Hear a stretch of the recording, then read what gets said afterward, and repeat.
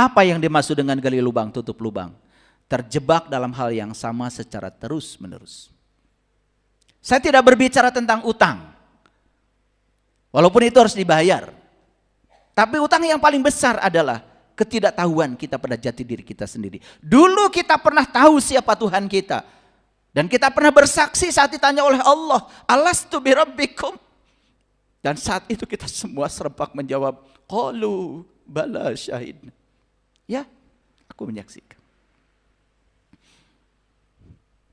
Tapi seiring dengan buah-buah huldi yang dimakan oleh Adam, lalu Adam kehilangan kesadarannya, jatuh ya, terusir dari surga. Masuk program-program yang kacau balau. Dan itu yang membuat nasib kita, itu yang membuat takdir kita. Kita lupa bahwa sebetulnya takdir dan nasib kita ditentukan oleh diri kita sendiri.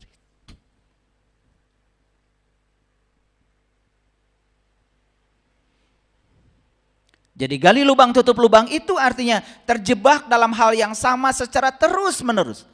Perhatikan saya. Ada orang yang berkeluarga setiap hari cekcok. Terjebak di hal yang sama terus menerus. Usaha.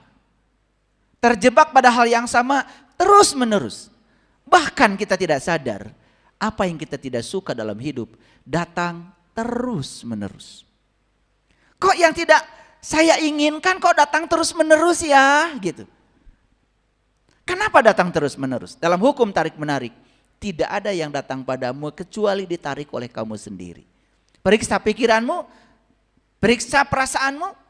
Ketika pikiran dan perasaan berpadu membangun satu keyakinan, itu keyakinan yang akan menjadi realitas kehidupan. Itu kita sedang menciptakan nasib kita sendiri. Kenapa ya hal yang tidak saya suka datang terus menerus? Jawabannya sederhana. Sepanjang kamu belum bisa menerima itu seutuhnya dan bisa mengambil pelajaran dari apa yang kamu tidak suka, maka yang tidak kamu sukai akan datang terus menerus. Itu kan semacam remedial kalau di sekolah.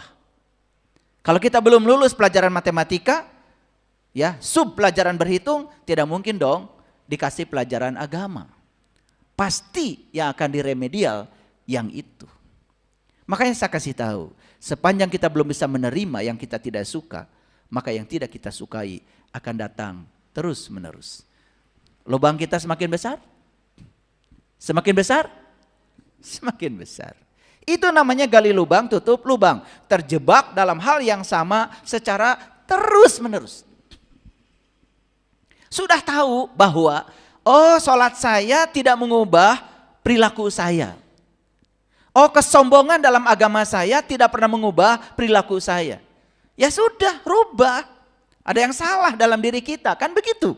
Tapi kita nggak mau jujur, seolah-olah kalau sudah melakukan itu malah ditempelkan pada diri kita label-label kesombongan. Seolah-olah saya paling soleh, seolah-olah saya paling benar. Kan seperti itu yang terjadi. Pernah nggak ada kata-kata jatuh di lubang yang sama? Pernah nggak? Pernah nggak? Dengar ya kata itu.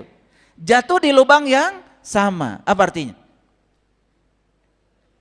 Kalau orang jatuh di lubang yang sama itu, kan artinya dia nggak mau belajar.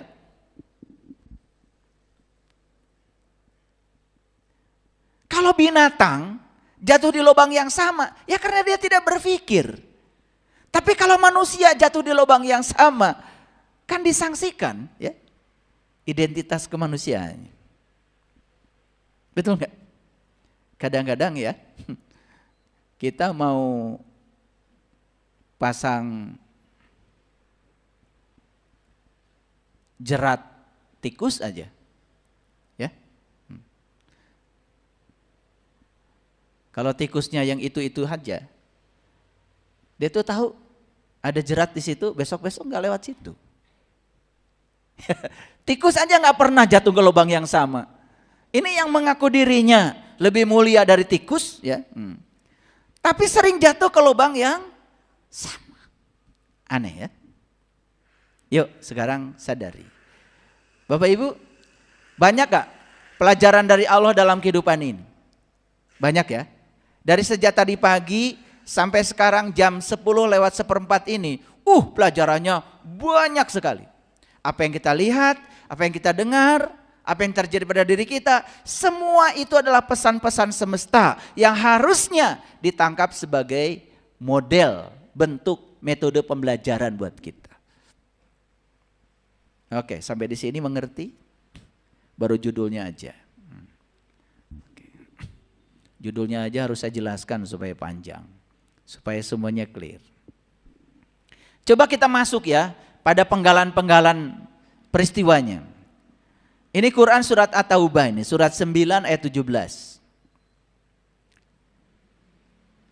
Ini ayat ya, ini ayat, mohon izin ya. Pahami dengan jujur. Pahami dengan jernih. Coba kosongkan dulu.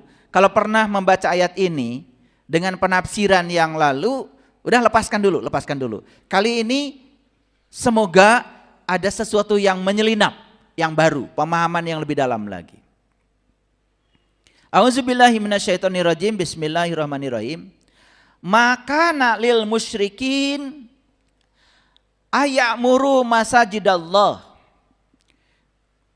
syahidina ala anfusihim bil kufri ulaika habitat a'maluhum wa finnar hum khalidun.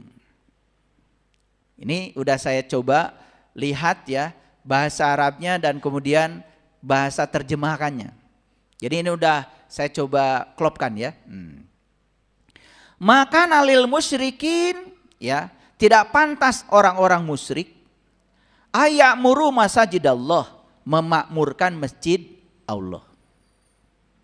Makanya sekali lagi ini perlu kejujuran. Ya, ini yang dibicarakan bukan Masjid Al-Falah, bukan Masjid Al-Hikmah, bukan Masjid Istiqlal, yang dibicarakan masajidallah. Ingat ya, masjid Allah. Kalau masjid Allah berarti masjid buatan siapa? Buatan Allah. Saya tidak cerita masjid buatan manusia ya. Itu mah udah banyak yang ngurus.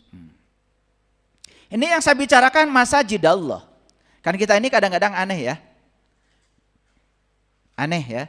Yang bikin masjid kita, tapi kita sebut itu adalah masjid Allah. Padahal yang buat kita. Masjid itu bahasa Arab, hadirin, artinya tempat. Jadi masajidallah bertempatnya Allah. Di mana Allah bertempat? Ya tanya Allah. Allah sudah ngasih info pada kita. Allah mengatakan, aku bersamamu loh. Bahkan lebih dekat daripada urat nadi lehermu. Jadi kalau begitu, ayat itu alamat bukan? Alamat. Jadi Allah bersama siapa? Bersamamu. Ya kan? Bahkan lebih dekat daripada apa?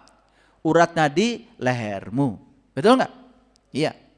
Bahkan Allah dalam diskusi mengatakan, langit dan bumi tidak akan cukup menampung zatku. Tapi kolbunya orang yang beriman, itulah rumahku. Jadi istilah lain untuk masajidallah itu adalah baitullah. Jadi baitullah itu artinya rumah Allah. Kalau Allah bersamamu, berarti rumahnya juga adalah dirimu. Paham? Oke. Makanya di ayat ini orang-orang musyrik, siapa orang musyrik? Orang musyrik itu orang yang menduakan Tuhan. Jujur ya.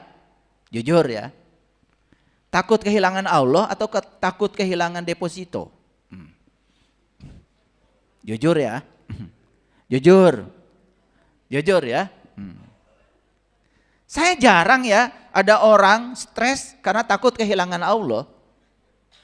Tapi saya melihat orang stres takut kehilangan pekerjaan, takut kehilangan uang, takut bisnisnya gagal, banyak.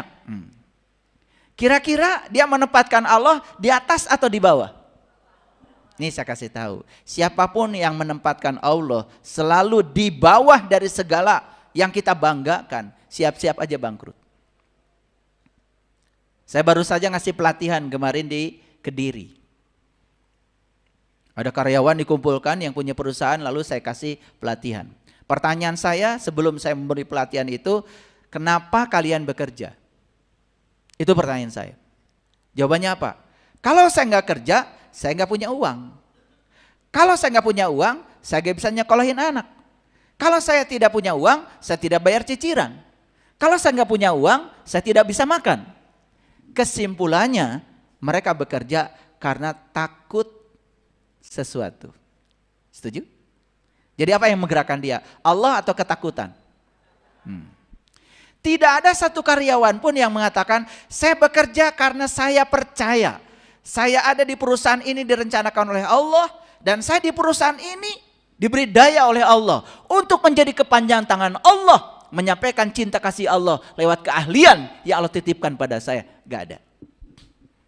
Dan itu yang saya harapkan tadinya. Jadi saya bilang saya cocok diundang ngasih motivasi di perusahaan ini, karena ternyata niat kalian bekerja salah.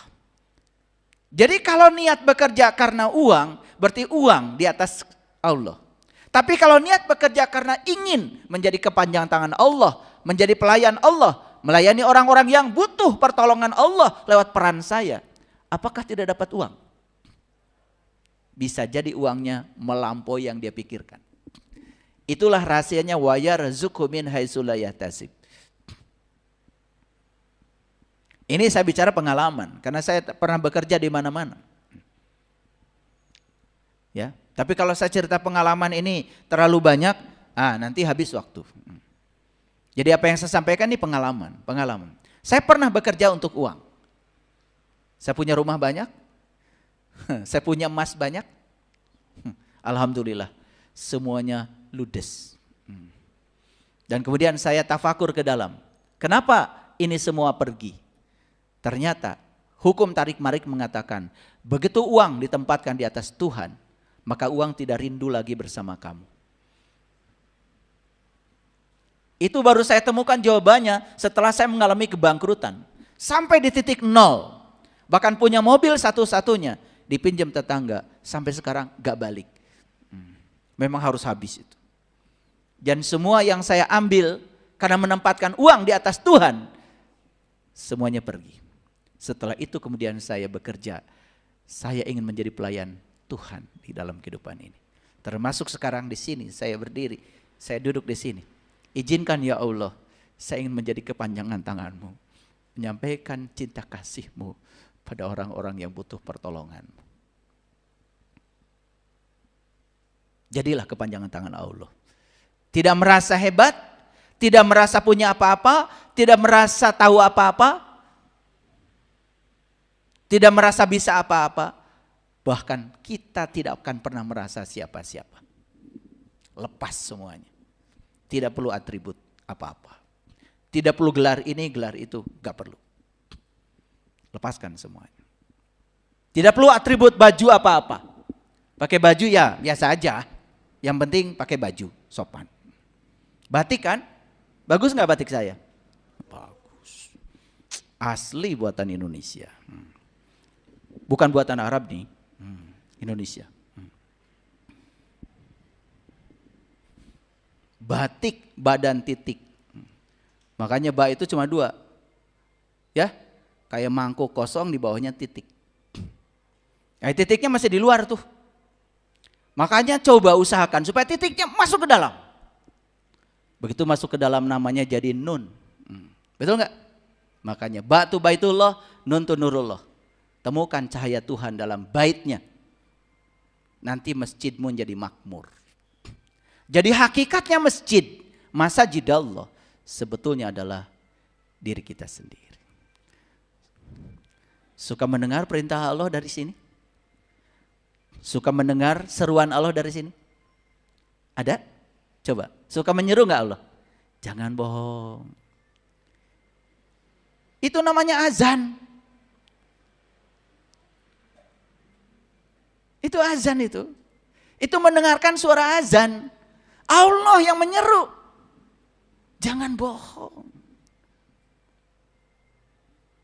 Jangan sakiti orang. Hormati orang tuamu. Ada di sini. Ada seruan dari situ. Dan Allah sedang menyeru kita. Didengarkan gak suara azan itu? Kita taunya azan itu yang Allahu Akbar, Allahu Akbar. Ya pakai speaker. Azan itu Allah menyeru kita. Allah suruh kita mendengar suaranya dari dalam. Coba ikuti. Siapapun yang ikuti itu pasti selamat. Gak mungkin ada korupsi. Gak mungkin orang nyakitin orang lain. Kalau semua mendengarkan suaranya dari dalam. Jujur, suka mendengar gak suara seruan Allah dari dalam? Suka? Diikuti gak? Nah itu, ikuti ya, gak apa-apa. Ya sebelum ini belum ngikuti gak apa-apa. Tapi setelah ini, yuk kita ikuti. Kita bikin agar lubang yang besar itu kita tutup mulai saat ini. Setuju? Jadi siapa orang yang musyrik itu? Orang yang musyrik itu orang yang menduakan Tuhan. Kenapa dia menduakan Tuhan?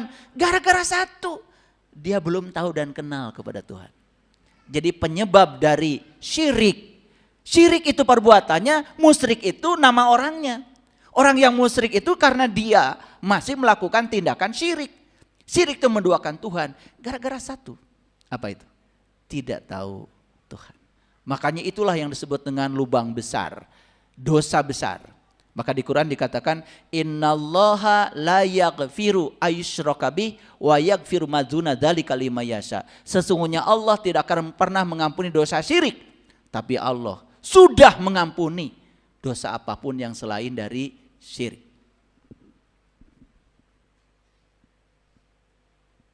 Jadi dosa manusia itu cuma satu sebetulnya. Kan dosa yang lain sudah diampunkan. Tapi Allah tidak mengampuni dosa syirik. Wih, enak kalau gitu.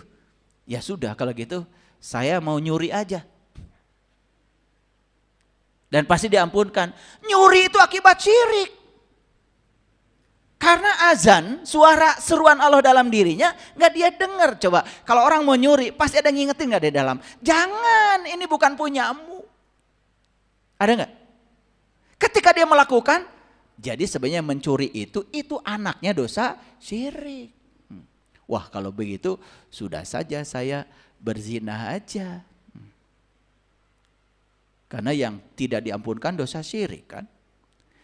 Berzina itu anak turunnya dari syirik. Kalau orang sudah mendengarkan suara Tuhan dalam dirinya gak mungkin itu dilakukan. Kalau gitu gak apa-apalah saya ngomongin orang. Karena kata Quran yang tidak diampunkan dosa syirik. Kan ngomongin orang berarti diampunkan. Tahu gak orang yang ngomongin orang? Itu turunannya dari syirik. Kan sudah ada seruan dari dalam. Jangan ngomongin orang. Tapi kamu lakukan. Syirik gak? Syirik. Jadi sebetulnya syirik itu sudah kelihatan sekarang dalam bentuk turunan. Oke, saya nanya sekarang. Orang jualan di pasar, nipu orang, syirik? Syirik. Kalian ngomongin orang lain, padahal orang lain gak tahu, syirik? Syirik. Kalian marah-marah di jalan, gara-gara senggolan, syirik gak? Syirik. Jadi akhirnya semua dosa itu jadi syirik. Paham sampai sini? Karena banyak yang salah dengar kajian saya. Oh enak kalau gitu ya. Yang penting saya enggak syirik. Dia pikir syirik itu enggak ke dukun gitu. Dia pikir syirik itu yang penting enggak bikin sesajen gitu. Aduh, semua hal yang melanggar seruannya Allah di dalam syirik. Paham sampai sini? Oke. Sekarang masuk akal enggak? Kalau orang yang syirik, orang yang musyrik tidak bisa memakmurkan masjid Allah. Setuju enggak? Ketika kita tidak mau mendengar suara seruan Allah dari dalam, maka ini makmur enggak? Enggak, kering kerontang. Lihat tuh, orang yang sering melakukan kejahatan dan maksiat, kering kerontang, enggak makmur masjidnya tuh. Ya, saya tidak cerita Bapak Ibu datang ke pengajian banyak, itu udah selesai. Silahkan itu teruskan. Saya tidak cerita itu. Tapi saya juga sedang cerita kok yang sering datang ke situ juga ternyata nggak berubah ya. Habis di situ kan tetap ngomongin orang. Sebagian, oknum, nggak semua, ya sebagian besar maksud saya. Ya sebagian kan, iya. Betul nggak? Saya kadang-kadang dulu ya suka diundang di kajian-kajian gitu. Dulu, kalau sekarang saya nggak terima undangan. Dulu, saya bingung itu.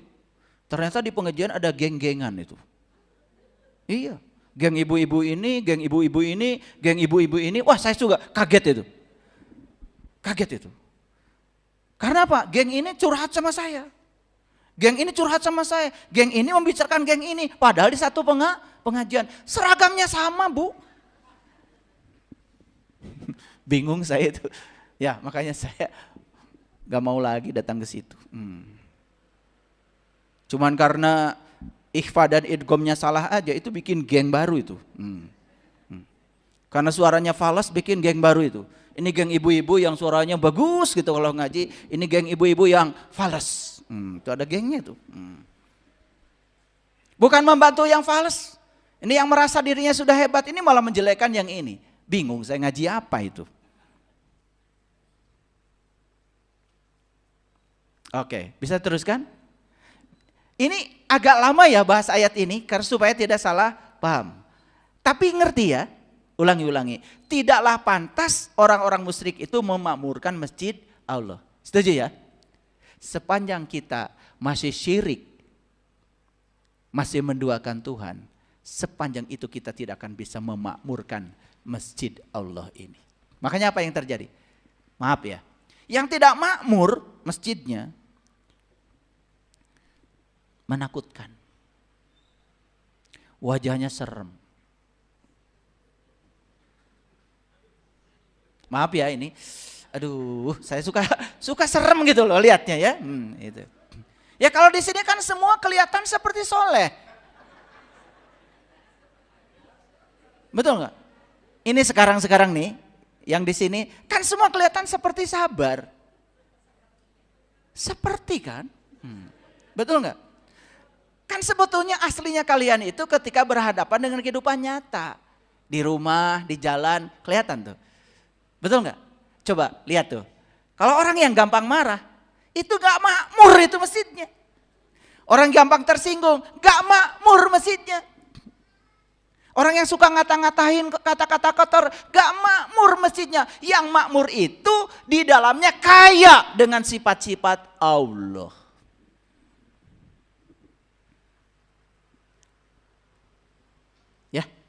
Ulangi ya, saya tidak cerita memakmurkan masjid yang Masjid Al-Falah, Al-Ulfah, Al-Hikmah, itu kalian udah pintar. Dan dipikir makmur itu kalau konsumsi banyak, ada kopi, ada teh manis, ada jahe gitu, itu membuat yang masuk angin. Jadi ngerti sekarang? Kira-kira sekarang ngerti nggak? Ini masjid saya sudah makmur belum? Kalau yang makmur itu setiap yang datang kepadanya merasa tersantuni. Ketika orang datang kepadanya dia mengadu, dia itu bisa menenteramkan. Makmur. Karena energinya berlimpah. Jadi sekali lagi, masjid yang makmur itu adalah diri-diri manusia yang di dalamnya memiliki sifat-sifat ilahi. Itu yang disebut dengan ketuhanan. Nah kalau kesetanan, itu ciri bahwa masjidnya enggak makmur. Kira-kira kalian sering ketuhanan atau sering kesetanan? Tertawa dong. Tertawanya saya sendiri. Ya tertawakan dirimu sekali-kali ya. Paham ya? Oke.